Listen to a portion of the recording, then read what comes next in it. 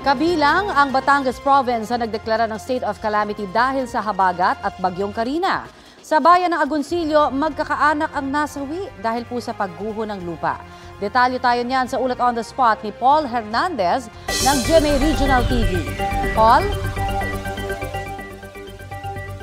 Yes, Connie, bahagya ng sumisilip yung araw dito sa Agoncillo, Batangas. Nakaburol na rin yung labi ng mga nasawi doon sa landslide sa Barangay Subic, Ilaya.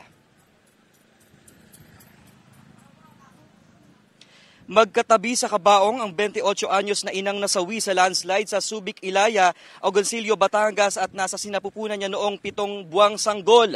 Nakaburol din ang 9 na taong gulang panyang anak at mga kapatid ng ina na edad 13 at 15. Hanggang ngayon, hindi pa rin nasisilip ng magulang na si Juliana ang mga anak at apo. Hindi na rin matutupad ang planong pagpapakasal ni Mika sa nasawing live-in partner. Wala siyang sinisisi sa trahedya.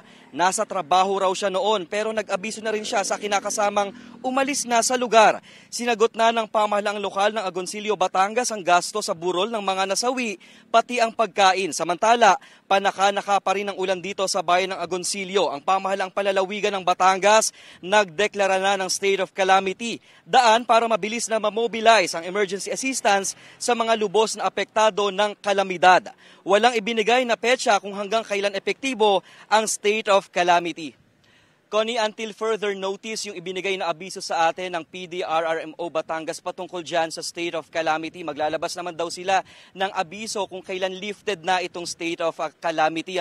Sa kasalukuyan dito pa rin sa Agoncillo, Batangas, nasa highway tayo ngayon. Kita dito sa aking likuran yung mga iniwang putik ng bagyong Karina at habagat.